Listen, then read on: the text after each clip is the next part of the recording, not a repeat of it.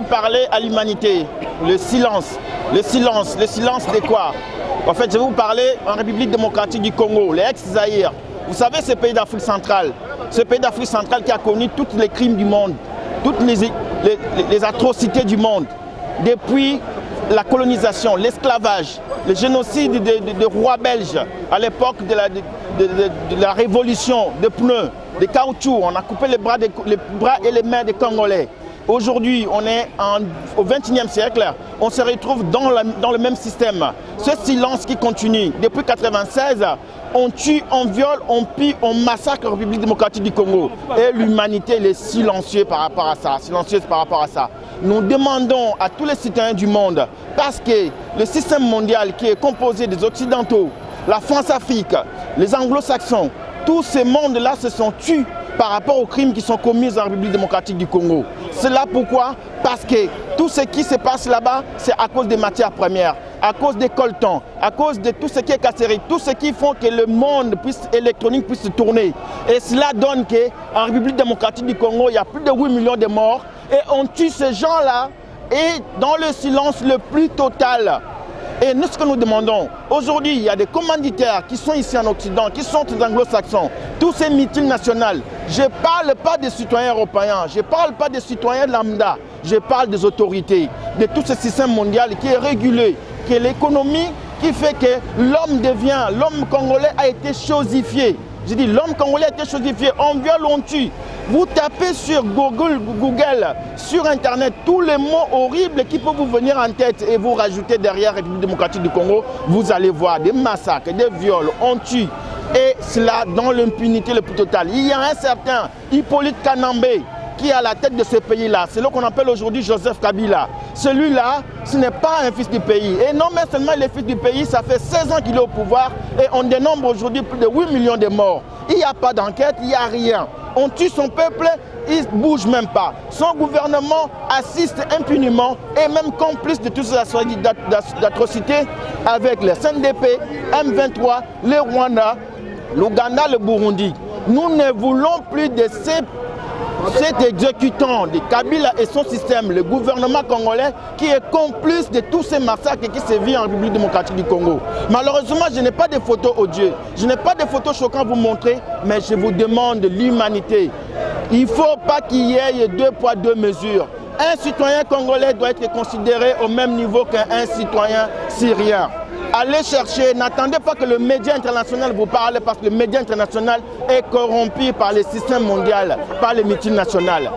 Aux Congolais, levez-vous, n'attendez pas que quelqu'un fasse le boulot à votre place. Levez-vous et prenez-vous en charge. Nous devons ne plus nous taire, nous devons dorénavant crier haut et fort et dire au monde, ils ont mis le feu dans mon paradis. Ils ont mis le feu dans mon paradis en République démocratique du Congo. Ils tuent, ils violent, ils pillent avec l'impunité la plus totale. Et nous demandons que les hommes, les femmes, l'humanité se lève et... Non, il n'y a jamais eu d'indépendance. Nous, aujourd'hui, on a compris, après 50 ans, que le système mondial veut toujours maintenir cette partie de terre comme un non-État. Ils ont fait une réunion dernièrement en Suède ou en Norvège.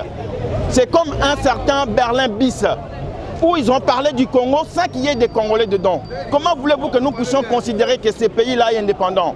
Nous ne demandons plus à l'international, nous ne demandons plus à la communauté internationale. Parce que la communauté internationale, c'est cette communauté-là qui a mis en République démocratique du Congo plus de 20 000 contingents de la MONUSCO.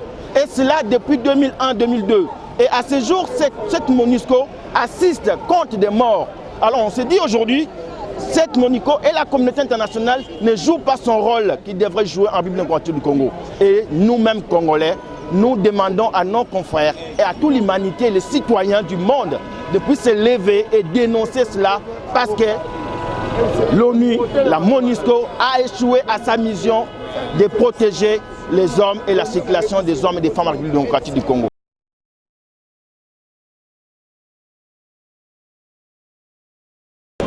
Les issues, ça va être la révolution.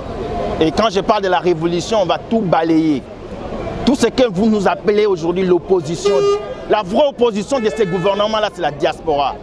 Le G7, les Katumbi, les Khmer, je ne sais pas quoi. la dynamique de l'opposition. Ce sont des accompagnateurs du système. Ceux-là, s'ils veulent vraiment maintenir ce peuple-là dans la rue, ils peuvent le faire. Je vais par là vous citer un exemple. Le 19, le 20, le 21, l'année dernière, janvier, le peuple congolais était dans la rue et le monsieur Kamer, il va passer à la télévision pour demander qu'on a gagné ce qu'on voulait, rentrer chez vous. Dès que l'opposition vous...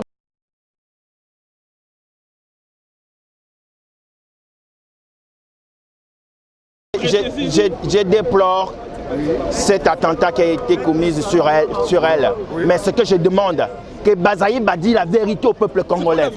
La vérité est qu'on a à la tête dans notre pays un citoyen rwandais. Et deux, si je parle de citoyen rwandais, vous me traitez les xénophobes. Qui disent au peuple congolais que depuis 2001, ce système a failli à sa mission. Ce système-là négocie avec le M23, CNDP et tout un consort. Ouais. Il ne dit pas au peuple congolais qu'on nous massacre parce qu'on a un gouvernement illégitime. Oui. Il ne dit pas au peuple congolais qu'on massacre à l'Est à bout de champ, qu'on viole à bout de champ. Oui. Trouvez-moi une vidéo de Mme Bazaïba de qui qu'on s'en sort. Je dis bonjour à la vieux Moukia. Mais les autres, pourquoi ils ne dénoncent pas tous ces massacres violemment? Il y a un message que je vais lui adresser à elle, qu'elle sache qu'elle va mourir un jour, qu'elle meurt pour une bonne cause, mais qu'elle ne meurt pas en faisant du à peu près. Je sais bien que non, elle comprend ce que je vais dire. Il y a des choses.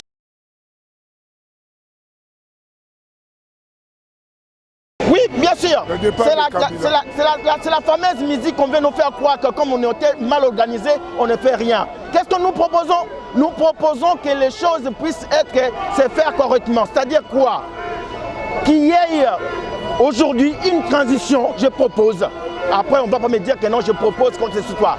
Quand je dis transition, c'est qu'on dégage Kabila et tous les systèmes. Quand je dis le système, avec l'opposition, cette opposition-là, une transition de société civile avec une personne qui va faire le consensus de tout ça. Oui. Mais sans Kabila, sans même de toute cette bande-là doivent dégager. Vous êtes d'accord? Et il y a des personnes, je ne vais pas vous citer les noms ici, après on va dire que non, vous êtes partisans d'un tel. Cette opposition que nous sommes aujourd'hui, nous savons et nous disons les choses claires. Kanambe a fait sa mission. Je ne vais pas dire que c'est un Rwandais après me traiter juste d'un xénophobe. Ouais. Il est au pouvoir depuis 2001. Il a triché l'élection en 2006. C'est un président illégitime déjà. Hein? Et depuis qu'il est au pouvoir, qu'on regarde le bilan, qu'on parle de son bilan, ça sera encore mieux, comme ça on va me traiter les xénophobes. Il y a combien de morts? La ville de Kinshasa. Ouais. Le peuple congolais aujourd'hui, comment dire, à 56 ans, un peuple congolais, il est déjà mort, vivant. Oui. Ouais, d'accord? Taux de natalité, l'eau courante, l'électricité, qu'on nous parle de l'indice humaine, qu'on ne nous parle pas de BIP ou quoi que ce soit, mais qu'on parle macroéconomique, qu'on ne nous parle pas de macroéconomique, qu'on nous parle de la vie des Congolais au quotidien.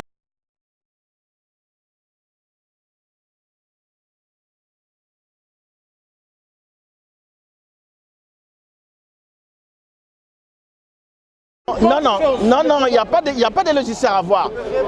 Oui, je vais passer. J'ai fini et puis mon frère va répondre. Quand on parle de soulèvement populaire, vous croyez qu'il y a quelqu'un qui sera épargné? L'armée sera épargnée? Non. Non, mais c'est tout le monde. Ce sera un balai citoyen en fait. Et quand on parle de balai citoyen, on va remettre le compteur à zéro. Il n'y a même pas d'armée. Non, c'est faux. C'est faux. Mon frère va prendre la parole. En fait, mon frère, l'armée n'a pas le droit de prendre le pouvoir au cas où. En fait, l'armée n'a pas le droit de prendre le pouvoir au moment s'il y a un soulèvement populaire. Donc en fait, nous devons savoir une chose, le Congo est sous la dictature. On appelle ça en sciences politiques un régime autoritaire qui fait semblant d'organiser des élections pour maquiller Makamunaye. Et là maintenant, la chose que nous devons faire est abouiller. D'abord, nous avons un coup d'état constitutionnel pour Salami Lelo na Congo. Le régime en place savait que, dans le moment Oyoyo, va pérenniser Kabila na pouvoir. Donc, il faut depuis 2012, Kotika Sénat Zala hors mandat. Le Sénat, voire même Aza illégitime. Normalement, à cause CGT, il faut que Kenena Kadena, Bakanga porte, il y a Esika Sénat, la chambre haute à Séréni Saraba Kanga porte parce que ce soit Kengo et les sénateurs Bazali hors mandat. Ça c'est un. Deuxièmement, notre constitution est le Biboué. Kabila, avant de faire un mandat, il a 90 jours pour organiser l'élection. Et ensuite, il a 10 jours rapport à ça, la passation de pouvoir. Alors la constitution ne prévoit pas que ce qui est élection salamité Kabila faut à continuer. Balobi Kakaboye, à cas de vacances, quand il y a un problème X ou Y, c'est le Sénat Foison. Or, le Sénat a hors mandat, c'est illégitime. Donc, le Sénat soit en côté. Maintenant, d'où revient le pouvoir il y a Congolais? Il faut y avoir un peuple souverain. Le peuple souverain, il faut récupérer les 60 millions de Congolais. Parce que ceux qui ont joué en côté, nous allons pérenniser le même pouvoir. Tu vas continuer qu'on Koufa. Vous n'êtes pas dans l'utopie, vous savez bien que le pouvoir. Mais j'arrive. Présenté par une personne. Non, j'arrive. Alors maintenant, étant donné que 60 millions, il y a des Congolais, il faut maintenant les Congolais s'organisent. Va passer à la vitesse maximale, il y a TGV, va engager une révolution. Et la révolution doit être culturelle. Alors, pendant renverser le pouvoir en place et mettre en place un gouvernement de réhabilitation nationale. Donc, pourquoi réhabiliter? Non, mais les organisateurs de la révolution, les peuples congolais qui vont organiser la révolution, c'est nous. On n'a pas besoin des élites politiques et caméras et autres, on n'en a pas besoin. Non, en fait, j'arrive. Je vais arriver. Non, je vais arriver. Monsieur, je vais arriver. Donc, en fait, il y a aussi une chose que les Congolais ne savent pas. L'Occident, le multinational, gouverne le Congo par procuration. Il y a les Rwandais et il y a aussi les élites politiques congolaises qui se réunissent entre eux et bouffent l'argent des Congolais, Congolais. J'arrive. La politique, écoute, la politique, frère, la politique, pour faire la politique, ils ont un diplôme à droite. D'abord, une élite politique, c'est qui? C'est celui qui a une vision. C'est celui qui amène son peuple à devenir moraux. Alors, dis-moi, Tshisekedi, Kamere, tous ces gens-là,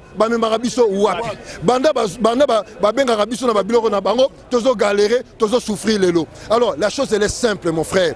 Le peuple congolais, nous sommes la génération jeune, nous pouvons aussi gérer notre pays. On peut s'organiser et gérer notre pays. Tu peux imaginer, la question, papa, nanda kuna yo, so ngo sa décision ya bana na yo, benga papa na yo, nanda kuna so ngo sa décision ya bana, benga papa na yo na noko na yo.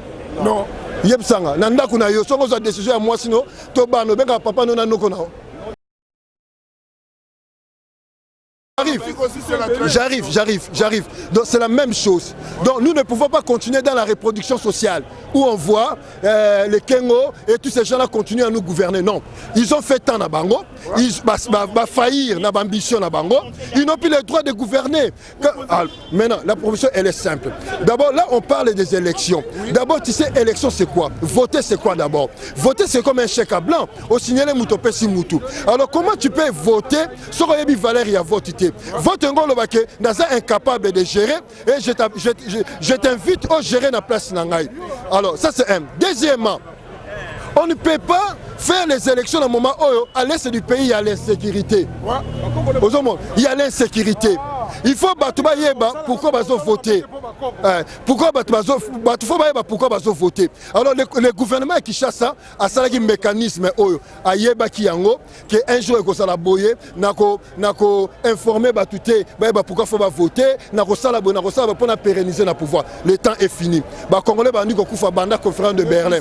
Tonyo comme na caoutchouc, tonyo comme na coltan, ba na biso ba kufi 5 440 000 pour na minerai na biso. Maintenant c'est fini. L'avenir maintenant appartient aux Congolais, à la jeunesse. De dire maintenant c'est nous. C'est nous. Tous sommes capables de gérer. Moi je suis capable de gérer le pays. Naza capable. Si toi tu ne te sens pas capable, mais moi je suis capable. Soit un ministre intérieur, je vais gérer mon pays. Moi je suis capable. Non. D'abord c'est quoi? Être un ministre c'est quoi? Est-ce que une fonction de gestion? Oui. Est-ce que une école de formation ministre ça là? Non. Il y a une école. Non. École de formation ministre c'est ça là. Ça n'existe pas. Ok, mais c'est ça. Maintenant, je vais te dire une chose pour clore, mon frère. La culture politique est le produit de l'histoire. Tu ne peux pas faire une politique importée.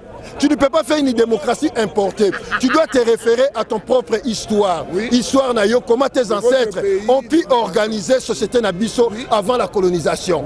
Et nous maintenant, les Congolais, tous en maladie, la congophobie. On a peur d'être Congolais. On se réfère toujours à Mundele. Tu veux organiser ton pays, le Mundele. On voit ça la démocratie, le américain. C'est pas bon. Donc les hommes congolais, les hommes politiques congolais, congophobes, pouvoir. C'est pas les potes qui doivent te donner le pouvoir. Le pouvoir appartient au peuple congolais souverain. Donc c'est pour cela, l'indépendance spirituelle, culturelle est très très importante pour nous. Nous devons vraiment mettre fin à Makamouana. Si l'avenir du Congo nous appartient.